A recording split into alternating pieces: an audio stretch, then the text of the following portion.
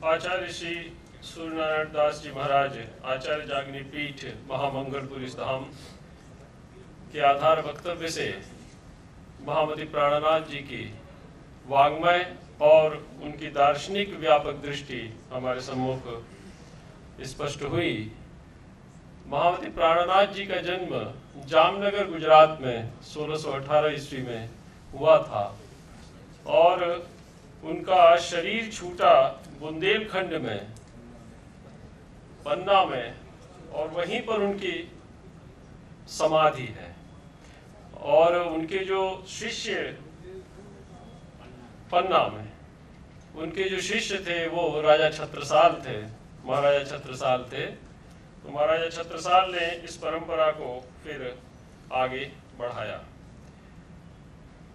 और महामती प्राणनाथ संप्रदाय के जो प्रवर्तक थे वो देवचंद्र महाराज थे, जिनका जन्म केशव ठाकुर दीवान केशव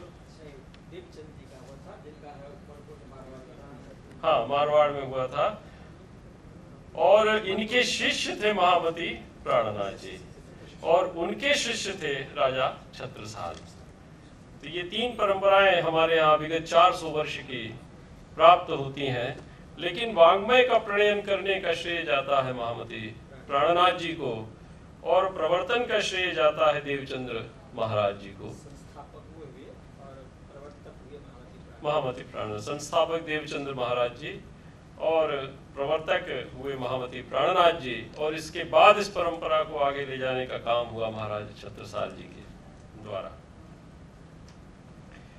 इसी क्रम में मैं अब आमंत्रित करता हूं प्रोफेसर पृथ्वीश नाग जी को, लेकिन उसके पूर्व मैं उल्लेख करना चाहूंगा कि डॉक्टर रणजीत साहा जी जिन्होंने मोनोग्राफ लिखा है और साहित्य अकेडमी से प्रकाशित हुआ है, वो अकेले नहीं आए हैं हमारे बीच, वो सपत्नीक हमारे बीच पधारे हुए हैं। मैं उनकी पत्नी श्रीमती साहा जी का भी यहाँ पर हार्दिक अभिनंदन एवं स्वागत करता हूँ। हमारे बीच प्रोफेसर वशिष्ठ नारायण तिवारी जी भी पधार चुके हैं। डॉक्टर वीरेंद्र मिश्र जी जो कि काशी हिंदू विश्वविद्यालय के मुख्य ग्रंथागार में पारंपरिक ग्रंथों के संरक्षण में निरंतर संलग्न है, वो भी हमारे बीच उपस्थित हो चुके हैं। कोलकाता से डॉक्टर कमल कुमार जी हमारे बीच उपस्थित हुए हैं और डॉक्टर विजय कुमार जी आगरा से हमारे बीच उपस्थित हुए हैं। इसके अतिरिक्त भारत अध्ययन केंद्र की central visiting fellow doctor Manju Dwivedi ji जो हिंदी साहित्य की विद्वान हैं, विदुषी हैं, वो भी हमारे बीच उपस्थित हैं। इन सब का भी मैं भारत अध्ययन केंद्र की तरफ से हार्दिक अभिनंदन एवं स्वागत करता हूँ और आमंत्रित करता हूँ प्रोफेसर पृथ्वीश नाग जी को, जो आज इस उद्घाटन सत्र के मुख्यातिथि हैं, कि अपने वक्तव्य से हम सभी को अनुप्राणित करें।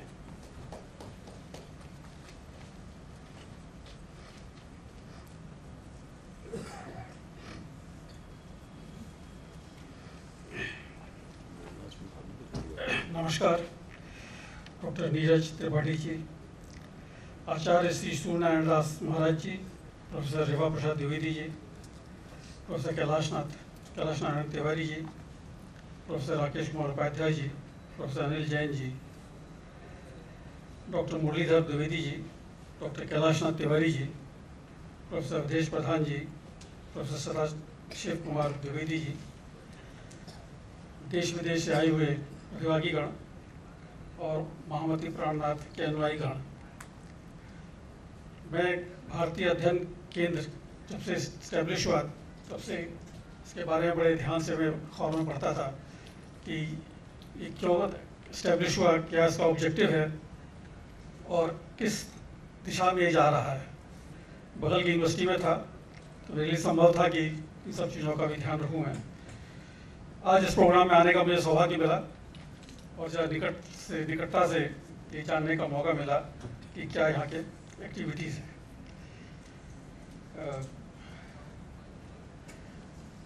मैं जैसा कि बताया गया कि मैं जोग्राफर हूँ, इसी यूनिवर्सिटी से पढ़ा हूँ।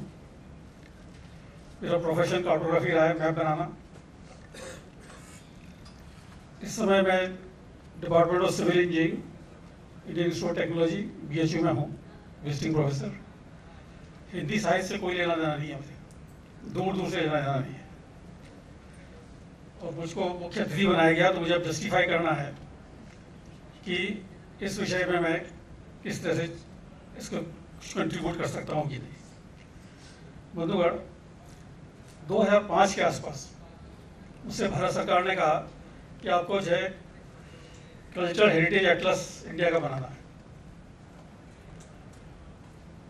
और उसमें जो कल्चरल फैक्टर्स हैं उन सबों को आपको नक्शों में दिखाना है, उसका ज्योग्राफिकल इंटरप्रिटेशन करना है, या ज्योग्राफिकल इंटरप्रिटेशन करके नक्शे में बनाना है। तो उस पर काम में लगा। मेरे साथ विद टेक्नोलॉजी ये संभव है कि बालकोट में कहाँ टेररिस्ट छुपे हुए उसका पता लगाना, उसकी अक्षांश दिशांतर पता लगाना, उस पर टारगेट करना, ये सब टेक्नोलॉजी से मुझे पता है और ये मेरे लिए परहैप्स इजी है। लेकिन कल्चरल मैपिंग, सांस्कृतिक कार्टोग्राफी, ये बहुत डिफिकल्ट काम है। इसमें टेक्नोलॉजी एक तरफ, और ये जो है ये एक लाइन खींचने के लिए आपको 5-5, 10-10 किताबें पढ़नी पड़ती है, कोई चीज़ समझनी पड़ती है, तब जाके आप कुछ कर पाते हैं। तो एक बहुत बड़ा चैलेंज मेरे सामने था। बहरहाल 2007 में ये पब्लिश हुआ और 2008 में, एक साल बाद 2007 में इसकी इतनी डिमांड हुई, इंग्लिश में था कि इस जगह ने हिंदी में छापना जाए। तो फिर पूरी किताब को ट्रांसलेट किया गया, नक्शों को ट्रांसलेट किया गया। फिर 2008 में हिंदी में भारतीय सांस्कृतिक एटलस के नाम से छपा और दोनों ही साल भर के अंदर सब कॉपियाँ खत्म हो गई। अब जो मुद्दा था इस एटलस का, जो ऑब्जेक्टिव था उसका था कि जब भारत इंडिपेंडेंस से पहले भी अलग अलग छोटे छोटे नेटिव स्टेट राज्यों में बटा हुआ था, अलग अलग प्रशासन के तरीके थे, उस समय किस तरह से ये कॉन्सेप्ट ऑफ इंडिया चलता था, इसमें कल्चरल फैक्टर्स क्या क्या थे। कोई ऐसा पार्लियामेंट नहीं था, कोई शासन नहीं था, कोई ऑर्डर्स नहीं थे, इसके अलावा भी इंडिया था। तो ये मुद्दे जो उसमें हम लोगों ने लिए, जिससे कि एक प्रतीक के हिसाब से लिए कि इन सबों को देखते हुए हम देखें कि ये इसका जवाब क्या है। तो उसमें cultural India, ancient India, cultural और फैक्टर्स, रिलीजन एंड फिलोसफी, भक्ति मूवमेंट लिया गया। और भक्ति मूवमेंट के समय जो कंट्रीब्यूशन रहे, जितने भी समय के कवि थे, वो उसका अध्ययन किया गया और उन्होंने किस तरह से लोग उनके साथ जुड़े हुए थे, कहाँ तक उनका वो अपने को बांधे हुए थे देश को, इसको हमने स्टडी करने की कोशिश करी। इनफैक्ट भक्ति मूवमेंट के ऊपर मेरा एक अलग से पावर पॉइंट प्रेजेंटेशन था, जो मैं 2 बार कम से कम हिंदी के विद्वानों के सामने उसको प्रस्तुत कर चुका हूँ और उन्होंने बड़ा अप्रिशिएट किया था इसके बारे में। उसी से शक्ति मिली कि मैं यहाँ आके आप लोगों के सामने कुछ बोलने की क्षमता रख रहा हूँ, कोशिश कर रहा हूँ। सोशल रिफॉर्म मूवमेंट था, cultural, art and culture, performing arts etcetera. भक्ति मूवमेंट में जो 2 मुद्दे लिए गए, एक निर्गुण और सगुण संतों का, सूफीज़म का, travel roots of Sant Kabir, Kabir Panth, origin and spread, Chaitanya Dev etcetera, उन सबों का। तो संतों की जब परंपरा की स्टडी किया गया तो उसमें जो फैक्टर्स जिसको समझकर हमने देखा कि देश लोग कैसे जुड़े हुए थे, किसी एक सेंट्रल कोई कमांड नहीं था। फेथ के ऊपर, इससे पढ़ाई के उनके टीचिंग्स थे, उनके ऊपर उनके क्या प्रैक्टिसेस थे, हिस्टोरिकल कनेक्शंस थे, इन सबों के ऊपर हम लोगों ने स्टडी किया। और जब निगुण संतों के ऊपर हम लोगों ने ध्यान से देखने की कोशिश करी, तो उन सबों के बारे में आप जानते हैं, उसके बारे में ज़्यादा चर्चा नहीं करूँगा। लेकिन एक जो मुद्दा है कि ये इनके जो निगुण संत कहाँ किस तरफ थे देश में, आपको मिलेंगे उत्तर में और पश्चिम में, ये मैं सही कह रहा हूँ, और सगुण आपको मिल रहे हैं ज़्यादा पूर्व में और दक्षिण में। यूपी में गठमठ है, दोनों हैं, दोनों ही उतने इफेक्टिव हैं। उस परंपरा में उन्होंने रविदास जी, थाना, पीपा, रामदास जी के जितने भी शिष्य थे उनके बारे में। कश्मीर, उत्तर तक हम लोग कश्मीर तक गए, वहाँ तक मिले। धर्मदास जी, हरिदास जी, नामदेव जी, संत कमल जी, ये थे। फिर कबीरदास जी के जो शिष्य थे गुजरात में अधिकतर, पद्मनाभ पाठन से टटवा जीवा, ज्ञानी साहब, निर्वाण साहब, और कबीरदास जी के और भी शिष्य धरणीदास, मुल्कदास, भान जी, भोलाराम जी, इन समय पूरी परंपरा कहाँ कहाँ ये लोग थे और उन्होंने क्या क्या वहाँ ऑर्गेनाइज किया और उसका पूरे भारत के नक्शे के ऊपर उसका क्या इम्पैक्ट था, ये हमने देखने की कोशिश करी। अब मुद्दा था कि ये देश को कैसे जुड़े हुए हैं, साहित्य के माध्यम से, संतों के माध्यम से देश कैसे जुड़ा हुआ है, ये मुद्दा था। तो उसमें जो कंट्रीब्यूशन हम लोगों ने देखा, जो देखने के बाद सोचने की, समझने की कोशिश किया कि उनकी जो साहित्य में उनका कंट्रीब्यूशन क्या रहा, एक सबसे इम्पोर्टेंट फैक्टर था, जिसके बारे में शायद आज की चर्चा का विषय वही है। रिलीजियस, कल्चरल और फिलोसफिकल इन्फ्लुएंस क्या था। एक अंत में जो सेशन है वो फिलोसफिकल के ऊपर है, वो उसका इम्पैक्ट क्या रहा, सोसाइटी को किस तरह से डिफरेंट लोकेशंस पे वो अपने को ऑर्गेनाइज किए हुए थे, ये देखा गया। और फिर पोस्ट भक्ति काल, उस समय उनका क्या इफेक्ट रहा। ऑफ दी कबीरदास जी के हम लोग फॉलोअर्स में को देखें तो स्पिरिचुअल एक उनकी शिक्षा थी जिससे लोग जुड़े। निगुण संत नॉर्थ वेस्ट में जो बताया वहाँ थे, और सगुण संत, ये दोनों का इन्फ्लुएंस जो है ये महामती जी के फिलोसफी और उनके एक्टिविटीज़ में था। निर्गुण का ज़्यादा, सगुण का भी बहुत कुछ था उसमें। तो जो कृष्ण को पूजा करते थे, राम को पूजा करते थे, विष्णु को पूजा करते थे, उनका उन्होंने समझने की कोशिश करी। और इनका जो सोशल और कल्चरल ऑर्गेनाइजेशन में इनका, इन संतों का क्या था, वो था, रोल था। और पॉलिटिकल एक्टिविटीज़ में बताया गया कि औरंगजेब के अगेंस्ट में जो उनके तो विद्रोह किया, उन्होंने समझाने की कोशिश करी। और वहाँ उस समय के एडमिनिस्ट्रेशन में, उस समय के नेटिव स्टेट से उनके साथ संपर्क में उन्होंने कोशिश की। ये सब मिला के सोशल, कल्चरल, कुछ हद तक पॉलिटिकल, इस सब को लेके इन संतों ने जोड़ने की कोशिश करी। और देश का जो भारत का स्वरूप है, जिसका कोई सेंट्रल एडमिनिस्ट्रेशन नहीं था, उसमें वो लोग अफेक्टिव हुए। The concept of India through this religion, saints और लिटरेचर, फिलोसफी, ये एक बहुत बड़ा मुद्दा है। आप रिसर्च की बात कर रहे थे, यदि आप रिसर्च में ये सब चीज़ें देखने की कोशिश करें कि संतों ने किस तरह से देश को जोड़ा, और वो परंपरा चली आई। 1947 आया, लेकिन परंपरा चलती रही। हो सकता है कुछ मॉडिफिकेशन हो, लेकिन शायद रिसर्च में ये ज़्यादा पता लगेगा। जी जी, शिवाजी गुरु जी, बहुत मेरे पूरी लिस्ट है, पूरी लिस्ट पढ़ने लगूंगा तो बहुत ज़्यादा टाइम लग जाएगा। पूरी लिस्ट है कि किनको उन्होंने कैसे कंट्रीब्यूट किया और कैसे जुड़े रहे। अब आइए महामती जी के ऊपर, उनके जो गुरु थे उनके बारे में बताया गया है। एक चीज़, मैं जोग्राफर हूँ, तो मुझे एक जोग्राफिकल स्वरूप देखने की आदत पड़ी हुई है, खराब है कि अच्छी, आप लोग इसका क्या व्याख्या करेंगे। महामती जी कहाँ गए? पूरे अनडिवाइडेड इंडिया में गए, वहाँ घूमे। अरब वर्ल्ड में गए, वहाँ कई जगह गए।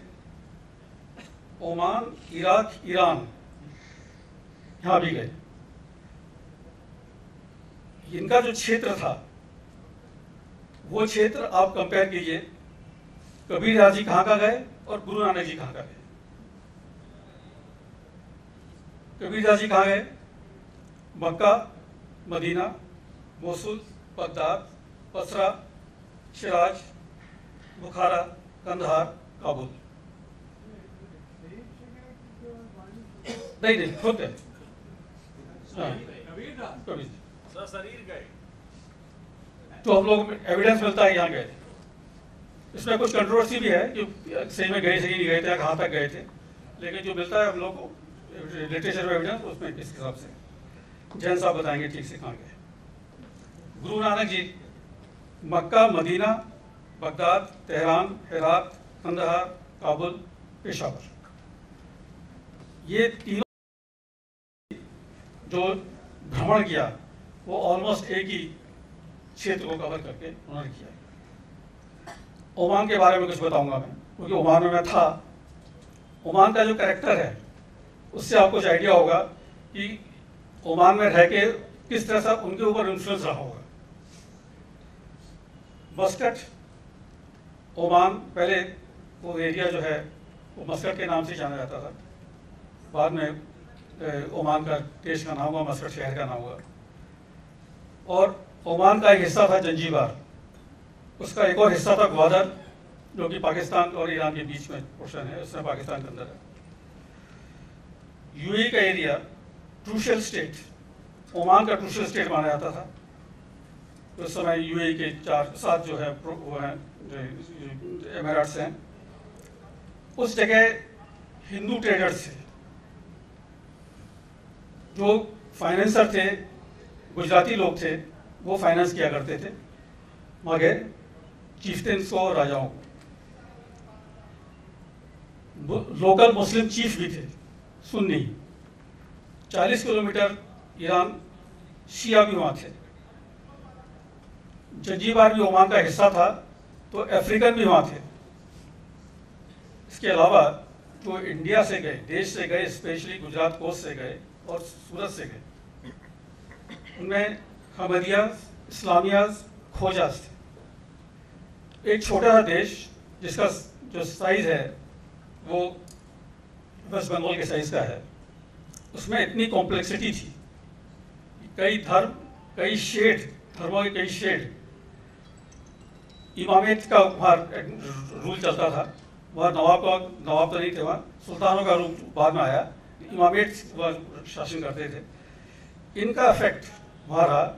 और सबसे ज़्यादा इम्पोर्टेंट जो है, तो वास्को डी गामा चला तो पहले सूर ओमान में वहाँ पहुँचा और वहाँ से जो है इंडिया में पहुँचा। तो क्रिश्चियनिटी का भी रूल, ये सब मिला के एक छोटे से कंट्री में इनका इम्पैक्ट रहा। और वहाँ जो है प्राणनाथ जी वहाँ पहुँचे और भी देश गए। इन सबों का इम्पैक्ट उनके ऊपर क्या पड़ा, ये शायद एक रिसर्च का विषय है कि जो हम लोग केवल भारत के पर्सपेक्टिव में सोचते हैं, लेकिन उसका एक अलग उनका भी इन्फ्लुएंस और भी रहा है, उसके पर्सपेक्टिव में भी सोचने की शायद ज़रूरत है। उन्होंने जो भी 14 किताबें लिखी, उसमें वैदिक साहित्य का रिफ्लेक्शन था, कुरान का था, कुछ हद तक बाइबल का भी था। तरतम सागर में तो 18,000 करीब जो वर्सेज हैं, उसमें भी आध्यात्मिक ज्ञान का रिफ्लेक्शन था। और आप देखिए कि चूंकि वो इतना घूमे थे, इतने लोगों के संपर्क में थे, तो जैसा बताया गया है, बादाई जी ने बताया, गुजराती, सिंधी, अरेबिक, पर्शियन, उर्दू, हिंदी, ये सारी चीज़ें शब्द जो है उनके इनके साहित्य में मिलता है। ये इन्फ्लुएंस है इनका, शायद इसमें भी रिसर्च करने की आपको एक मुद्दा हो सकता है। क्योंकि ये सब चीज़ों को एक साथ लेके चल रहे थे, हिंदू धर्म के संप्रदाय, मुस्लिम धर्म के संप्रदाय, जहाँ की कट्टर एकदम मुस्लिम से लेकर अहमदिया, खोजा, इन सबों को लेके चल रहे थे, क्रिश्चियनिटी को लेके चल रहे थे। तो एक रिलीजियस हार्मोनी का जो कंसेप्ट है वो उनके लेख में आपको मिल रहा है। ये बैकग्राउंड एक बहुत इंपॉर्टेंट है, जिसको समझने की जरूरत है। इंटरफेथ अंडरस्टैंडिंग, इतने धर्मों का एक साथ उसका सामंजस्य कैसे स्थापित कर रहे थे और अपनी फिलॉसफी को आगे बढ़ा रहे थे, शायद ये भी रिसर्च का विषय हो सकता है। उनके फॉलोअर्स हैं, उनके जो शिष्य हैं, आपने आगे ही बताया, इंडिया में, नॉर्दर्न इंडिया में तो पूरे में हैं, विदेशों में, नेपाल में हैं, यूनाइटेड स्टेट्स में, ऑस्ट्रेलिया में, जापान, यूएई, ये सब आज की बात है, यहाँ भी हैं। उनका भी वो लोग का भी कुछ कंट्रीब्यूशन हो सकता है। जो वननेस है, of Muslim and Hindu faith, universal religion, जिनके बारे में उन्होंने चर्चा करी, उसका कंसेप्ट का यही बैकग्राउंड है शायद। इसको शायद रिसर्च करके पता लगेगा। इंटीग्रेटेड, एक इंटीग्रेशन जो रहा धर्म, संस्कृति और साहित्य का, शायद मेरे समझ में है कि वो एक बहुत इंपॉर्टेंट फैक्टर है, उसका कंट्रीब्यूशन है। प्रणामी साहित्य में भी उनके इसकी चीज़ का रिफ्लेक्शन मिलता है, और मौलिक जो विचार थे और उस समय के आधुनिक विचार का भी सम्मिश्रण है, और स्कोप है कि आप आधुनिक विचार को और भी जोड़ सकें, उसका भी स्कोप है। ये बहुत महत्वपूर्ण चीज़ है। इनके इनके ये उसका किताब की जरूर आऊँगा, उसमें खत्म करूँगा। सूरदासी, तुलसीदासी, कबीरदासी के इन सबों की धार्मिक मान्यता का योग है। जो इनका दो किताबें, क़यामत नामा बड़ा और छोटा, इसमें भी कंपोजिट कल्चर की बात की गई है, जो उनका शायद अंतिम किताब या रहा होगा, आप लोग ठीक बताएंगे। उसमें कंपोजिट कल्चर की बात किया गया है, और धर्म को मानव का केंद्र बिंदु माना गया है। तो मानववाद के एक तरह से उन्होंने प्रमोट किया, वही उनकी शायद फिलॉसफी का उनका जो है वो मूल सूत्र था। एक शायद यदि हम ठीक से समझते हों तो जो उनके स्पिरिचुअल कंपोनेंट्स था इन सबों में, या स्पिरिचुअल कंपोनेंट्स उन्होंने सब धर्मों से लेने की कोशिश करी, तो spiritual unity among the different communities में कि स्पिरिचुअल यूनिटी हो सकती नहीं हो सकती है, ये भी उन्होंने रिफ्लेक्शन हमें हल्का सा मिलता है। जैसा बताएंगे आप बताएंगे, इस पर फर्दर रिसर्च किया जा सकता है, नहीं कर सकता है। अब आइए सर गांधी जी के ऊपर। गांधी जी भी प्रणामी फिलॉसफी से इन्फ्लुएंस थे। उन्होंने माई एक्सपेरिमेंट विद ट्रुथ में लिखा, I quote, Pranami is a sect deriving from the best of the both Quran and Gita in search of one goal, that is God, unquote. ये गांधी जी का माई एक्सपेरिमेंट ट्रुथ में ये उन्होंने लिखा हुआ है। इनफैक्ट गांधी जी की जो माता जी थी पुतली बाई, वो उनकी फॉलोअर थी, इस प्रणामी संप्रदाय की फॉलोअर थी।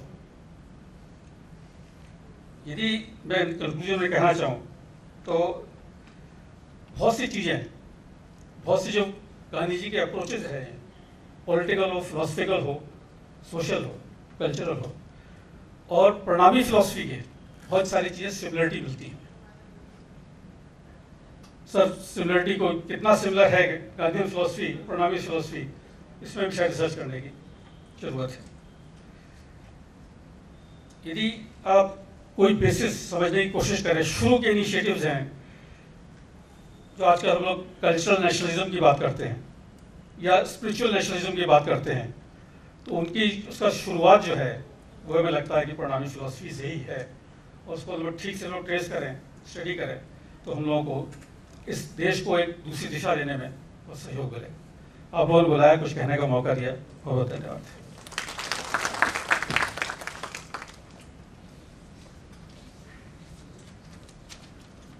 धन्यवाद प्रोफेसर पृथ्वीश नाग जी। भारतीय संत परंपरा केवल इसकी भौगोलिक सीमाओं तक ही सीमित नहीं रही है, अवैध भौगोलिक सीमाओं के बाहर जाकर भी उन्होंने अपने विचारों, अपनी परंपराओं और अपनी आस्थाओं को स्थापित करने में महत्वपूर्ण योगदान दिया। इसको आपने बखूबी प्रमाणित किया, और उसमें महामती प्राणनाथ जी का भी अभूतपूर्व योगदान रहा। इसी क्रम में अब मैं यहाँ आमंत्रित करता हूँ काशी हिंदू विश्वविद्यालय के कुल सचिव डॉक्टर नीरज त्रिपाठी जी को, जिनका निरंतर सहयोग, जिनकी निरंतर प्रेरणा भारत अध्ययन केंद्र को प्रशासनिक एवं शैक्षणिक दोनों ही दृष्टियों से प्राप्त होती रही है, और भारत अध्ययन केंद्र अपनी नई दिशाओं की ओर बढ़ता चला जा रहा है।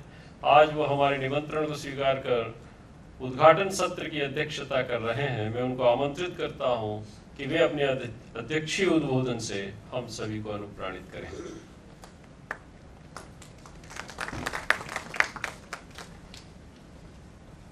धन्यवाद प्रोफेसर द्विवेदी जी।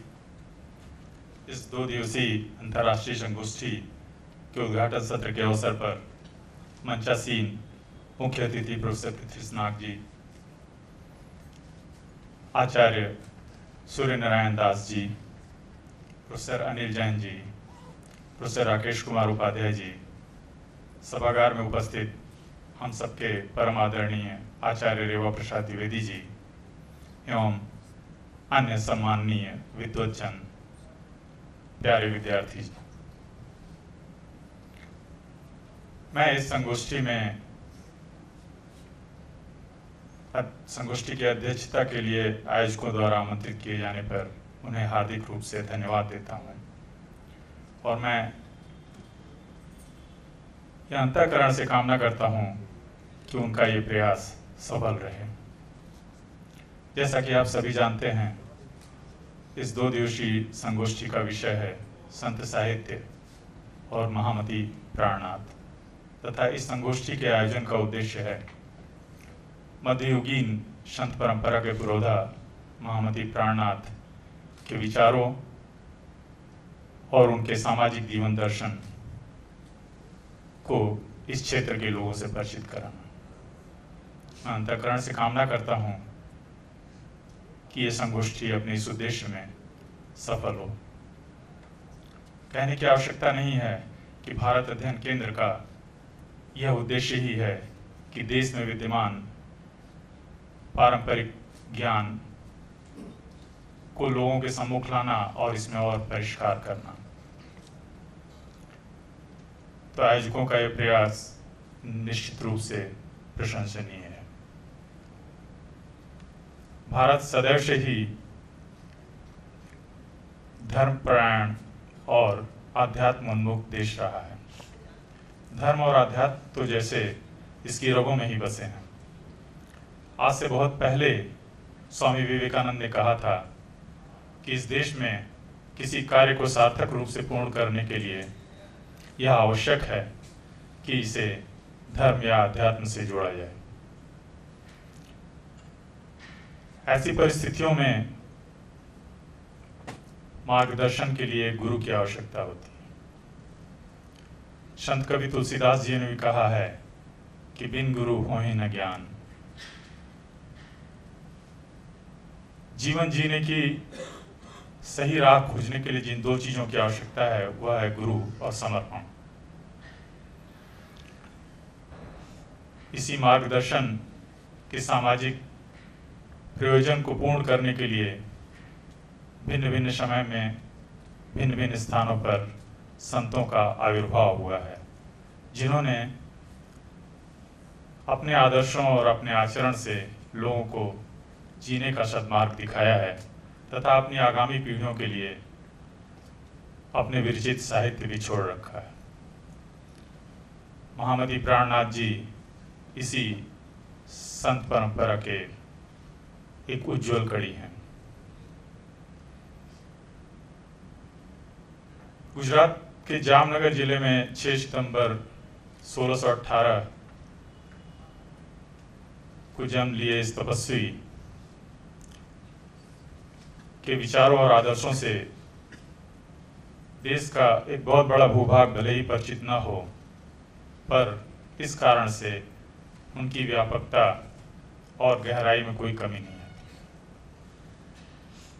इस कारण यह और भी आवश्यक हो जाता है कि हम उनको अधिकाधिक जानें, अधिकाधिक लोग उनको जानें और उनके विचारों को अपने व्यवहारिक और सामाजिक जीवन में उतारें और उसको पालन करें। आज यह अवधारणा लगभग एक अस्थायी बन चुकी है कि जब कभी हमारे सामाजिक, आर्थिक या सांस्कृतिक जीवन में कोई गहन संकट उत्पन्न हुआ है तो इसके निवारण के लिए समय समय पर किसी युग पुरुष ने या क्रांतिवेत्ता ने जन्म लिया है। उत्तर मध्यकालीन भारत की ऐसी ही परिस्थितियों में गुजरात की धरती पर महामती प्राणनाथ का आविर्भाव हुआ। उनका साहित्य बहुत ही विस्तृत है और उसके विषय भी भिन्न भिन्न हैं। उनके इस दीर्घ साहित्य को जानने का मुझे कभी अवसर तो नहीं प्राप्त हुआ, परंतु उनकी कुछ विशेषताओं से मैं जरूर अभिभूत हूँ। उनके दीर्घ वाराणसी साहित्य को 3 प्रमुख श्रेणियों में रखा जाता है। पहली परंपरागत या संप्रदायगत। इन वाणियों में वेद वेदांगों, पुराणों, महाभारत, श्रीमद् भागवत आदि के प्रेरक प्रसंगों का और प्रकरणों का भरपूर सांकेतिक उल्लेख किया गया है। इन वाणी ग्रंथों में कथानक के तंतु तो क्षीण हैं, परंतु अपनी संदर्भ, संकेतों और पारिभाषिक शब्दावली के साथ अपनी बात को पाठकगण तक पहुंचाया गया है। दूसरा, तुलनात्मक या समन्वय मूलक। इन वाणियों में हिंदू धर्मशास्त्रों के अलावा सूफी ग्रंथों और बाइबल के प्रलेखों का भी उल्लेख किया गया है, जिससे कि रचनाकार की विचारों को अन्य स्थानों से भी समर्थन प्राप्त हुआ है। अतः सभी प्रचलित सभी धर्मों और मानवीय आस्थाओं को परस्पर सम्मान दिया गया। तीसरा सुधारात्मक श्रेणी है। इस श्रेणी में महामती की वाणी निरंजन उनका प्रतिनिधित्व करती है। इसमें सभी धर्मों और सभी संस्कृतियों को एक समान रूप से पूजनीय बताया गया है और उसमें निहित धार्मिक बातों, सहज धर्ममूलक चीज़ों को अपनाने के लिए समावेश किया गया है। उनके संपूर्ण साहित्य का मूल्यांकन तो इस संगोष्ठी में आए हुए विद्वज्जन अवश्य ही करेंगे, ऐसी मेरी आशा है। इन्हीं शब्दों के साथ मैं अपनी वाणी को विराम देता हूँ और आयोजकों को पुनः एक बार धन्यवाद।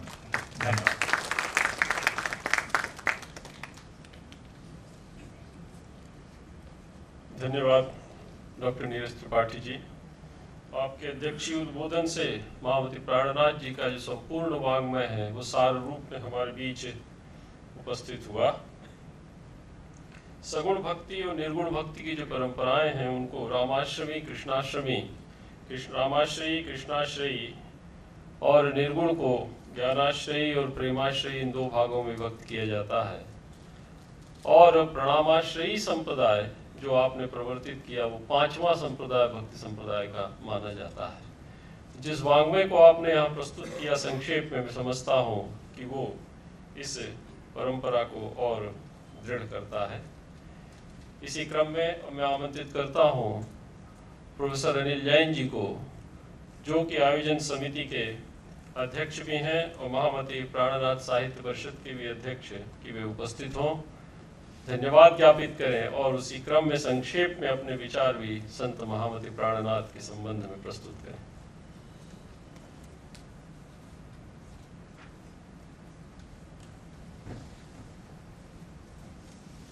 परम सम्मानित मंच, सबसे पहले कृतज्ञता ज्ञापन। मैं आभारी हूँ आज के इस उद्घाटन सत्र के अध्यक्ष आदरणीय नीरज त्रिपाठी जी, कुल सचिव काशी हिंदू विश्वविद्यालय का। आपने यहाँ उपस्थित होकर न केवल हमारा मनोबल बढ़ाया, बल्कि कुछ ऐसी बातें भी कहीं जो अगले सत्रों में विचार का विषय बनेंगी।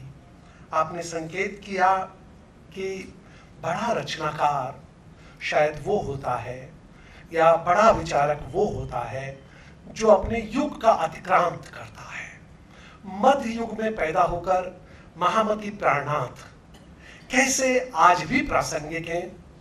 समन्वय के ऐसे वो कौन से सूत्र देते हैं जो औरंगजेब के दौर में भी उपयोगी थे और आज भी उपयोगी है। आगे जब हम इतिहास और समाज पर चर्चा करेंगे तो इन मसलों पर कुछ बातचीत के जरिए महामती प्राणनाथ का जो वर्तमान कालिक परिप्रेक्ष्य है उसे समझने की हम लोग कोशिश करेंगे। आपका बहुत बहुत आभार इस मार्गदर्शन के लिए।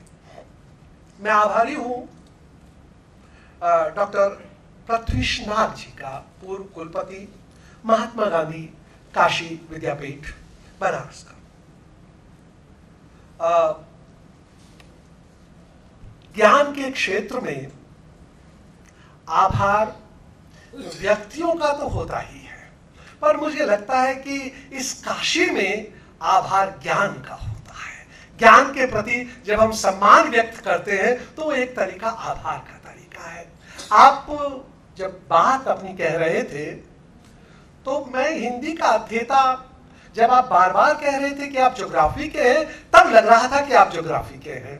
अन्यथा जो बातें आप कह रहे थे वो तमाम बातें इतिहास और साहित्य या यूं कहिए कला और समाज में रुचि रखने वाले तमाम लोगों के काम की बातें आप कह रहे थे। आपने बड़ी उल्लेखनीय बात की कि कैसे यात्राएं समाज की समझ देती है और कैसे व्यक्ति का निर्माण करती है।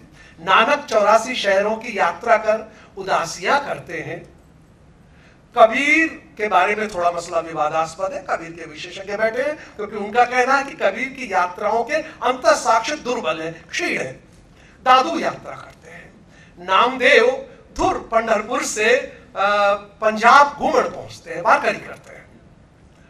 और प्राणनाथ प्रणामी या यूं कहिए महामती मीराज ठाकुर, बचपन का नाम का मीराज ठाकुर था, वो यात्राएं करते हैं।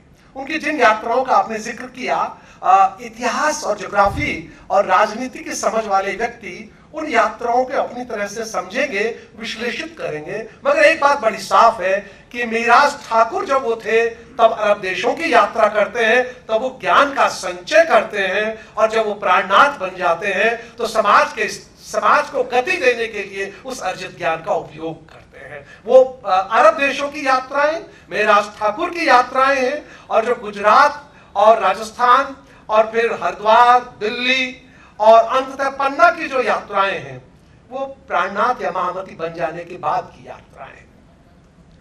वो आपने एक और संकेत किया, मैं इसलिए उल्लेख कर रहा हूं कि उन पर बातचीत हो, अगले सत्र में बातचीत हो। वो राजाओं से मिलते हैं, वो जामनगर के दीवान रहे थे, राजनीतिक सूझबूझ थी, राजनीतिक परिपक्वता उन्हें प्राप्त थी, और ऐसी स्थिति में उन्हें यह पता था कि जोधपुर का राजा जसवंत सिंह कितना प्रभावी है औरंगजेब के दौर में। जो धुर सिंध में जाकर के औरंगजेब की ओर से युद्ध करता है, वो जसवंत सिंह से मिलने की कोशिश करते हैं, वो औरंगजेब से मिलने की कोशिश करते हैं, औरंगजेब को पत्र भेजते हैं, हरिद्वार में साधु संतों से मिलते हैं, और फिर लौटकर उदयपुर के राजा राज सिंह से मिलते हैं, और फिर उसके बाद बूंदी के राजा जो औरंगाबाद में हैं, भाव सिंह जी, उनसे मिलने के लिए जाते हैं। माने ऐसा अद्भुत विलक्षण उदाहरण है, नानक के बाद या यूं कहूं सिक्खी के बाद मध्य युग में शायद उन दुर्लभ उदाहरणों में से एक है महामती प्राणनाथ, जो रिलीजियस लेवल पर, सोशल लेवल पर और पॉलिटिकल लेवल पर, तीनों लेवल पर एक साथ काम करता है। मैं ये नहीं कहता कि वो कामयाब होते हैं, मैं ये भी नहीं कहता वो जो कुछ कर रहे हैं वो सब कुछ सही था। इसका निर्णय विद्वान करेंगे, इसका निर्णय अगले सत्रों में होगा। पर जिस ओर आपने इशारा किया, अगले सत्रों में उस पर चर्चा होगी कि oneness of India, oneness of India का उनका कॉन्सेप्ट क्या था, क्या दृष्टि थी उनके पास कि कुरान का ला इलाहा इल्लल्लाह पढ़कर भागवत से मेल खाने लगता है, या बाइबल की जो टीचिंग्स हैं वो उन्हें कहीं ना कहीं भारतीयता से मेल खाती हुई दिखाई देने लगती है। ये ना दिखलाई देती हो, कम से कम इस तरह की विलक्षण कोशिश वो व्यक्ति करता जरूर है, और इसके लिए तमाम स्तरों पर प्रयत्न करता है। अगले सत्रों में हम इन सब पर चर्चा करेंगे, कुछ बातचीत होगी कि कंपोजिट कल्चर, कुछ तो ऐसी बात थी, नहीं तो गांधी जैसा व्यक्ति उनका आत्मकथा में इतना उल्लेख न करता। पुतलीबाई का प्रभाव उन पर आया होगा, ये तो ठीक है, पर वो प्रभाव किस तरह से सकारात्मक प्रभाव के रूप में गांधी इस्तेमाल करता है, इसकी चर्चा अगले सत्रों में करेंगे, और हम लोग तलाश करेंगे। आपने ये जो महत्वपूर्ण दिशा दी, इसके लिए बहुत बहुत आपका आभार। आभार आदरणीय राकेश जी का। राकेश जी की एक विलक्षण बात है, अगर उन्हें कुछ ठीक लग जाए तो जिसका उन्हें ठीक लगता है उसे वो ये परिचय करा देते हैं कि वो उनका अपना है। इसमें कोई संदेह नहीं। मैं जब भी आपसे मिला, जब भी आपसे संवाद किया, आपने अपने सूत्रों का, आपकी काशी है, सूत्र शब्द की व्याख्या तो यहां होती रही है और सूत्र को आप लोग बेहतर समझ पा रहे होंगे, तो अपने तमाम सूत्रों का इस संगोष्ठी के पक्ष में कहां कहां कैसे उपयोग किया जाना है, इसके प्रति हमें अद्भुत सहयोग दिया। आपका बहुत बहुत आभार। और मुझे लगता है कि अगर मैं सदाशिव जी का आभार व्यक्त नहीं करूं तो कुछ गड़बड़ हो जाएगी, क्योंकि संगोष्ठियों में, आप तो संस्कृत के विद्यार्थी रहे हैं सर, मुझे लगता है नाटक तो सूत्रधार का ही होता है। मंच पर तो जैसे सूत्रधार नचाता है, पुतलियां वैसे नाचती हैं। तो आप इस सब के सूत्रधार हैं, क्योंकि आप भारतीय अध्ययन केंद्र के वो व्यक्ति हैं जो ये चाहते हैं कि यहां हम भारतीयता का अध्ययन करेंगे। हम यहां अनुयायियों का अध्ययन करने के लिए नहीं बैठे हैं। प्राणनाथ परिणामी की परंपरा के जो अनुयायी हैं उनका अध्ययन जामनगर में हो जाएगा, सूरत में हो जाएगा, पन्ना में हो जाएगा। इस काशी में आकर ज्ञान सत्र में हम अध्येताओं के माध्यम से ये जानने की कोशिश करेंगे कि कैसे जो छाछ है वो छूट जाएगा, या लंबे समय तक कौन सा वो मक्खन है प्राणनाथ में जो लंबे समय तक लोगों के काम आएगा। आपका बहुत बहुत आभार कि आपने सबको इस रूप में अंजाम दिया। आदरणीय तिवारी जी का उल्लेख मैं अवश्य करूंगा। शायद तिवारी जी को पूर्वाभास हो गया होगा कि मैं उनकी प्रशंसा करने वाला हूं, इसलिए थोड़ी देर के लिए वो चले गए। ये अच्छी बात है, बौद्धिकों में इस तरह की विनम्रता आम है। तो हाँ, तिवारी जी के सामने जब इस संगोष्ठी का विचार रखा गया था तो तिवारी जी सदाशिव जी को छोटा भाई मानते हैं और उन्होंने कहा कि आप चिंता न कीजिए, मैं इस अधिकार का उपयोग करूंगा। बन गया तो ठीक, नहीं तो दरेरा देकर उपयोग करूंगा। मैं मनवाऊंगा और सब कुछ करूंगा, और वो उन्होंने किया। उनका बहुत बहुत आभार। इस क्रम में एक बात साफ है, और जो अगले सत्र होंगे उनमें ये बात खुलकर शायद आएगी भी।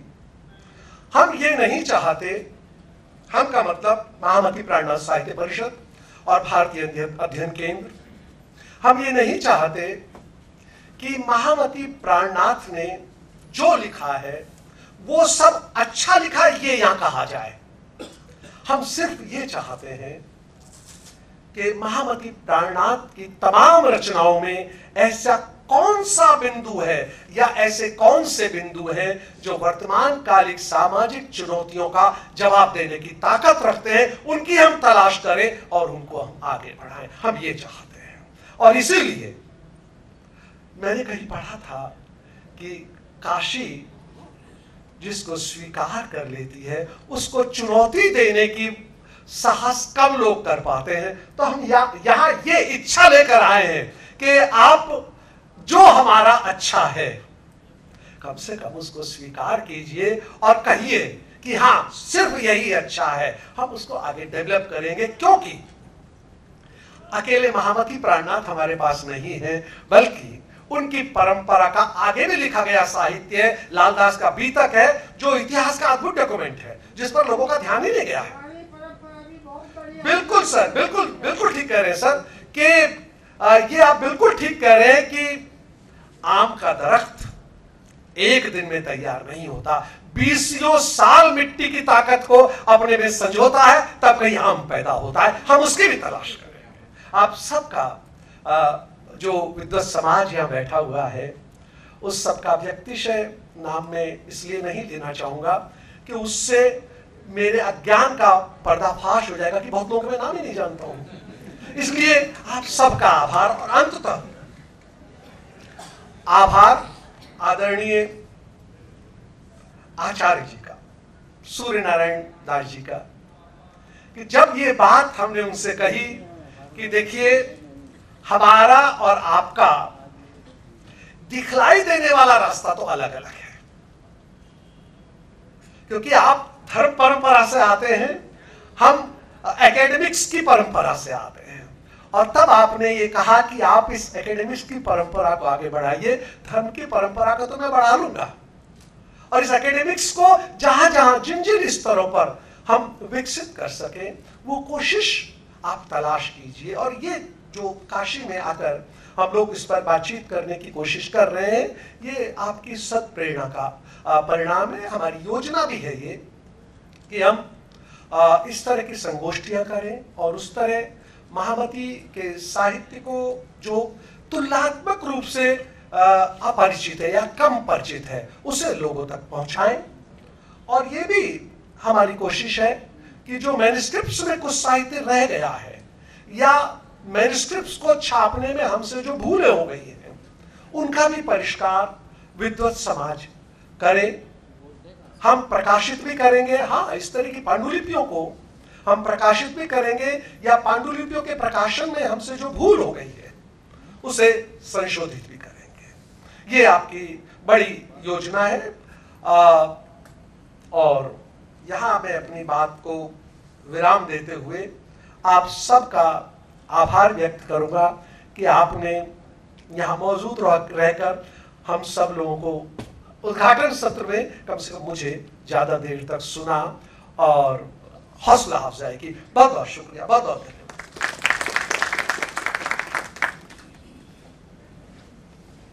धन्यवाद प्रोफेसर अनिल जैन जी।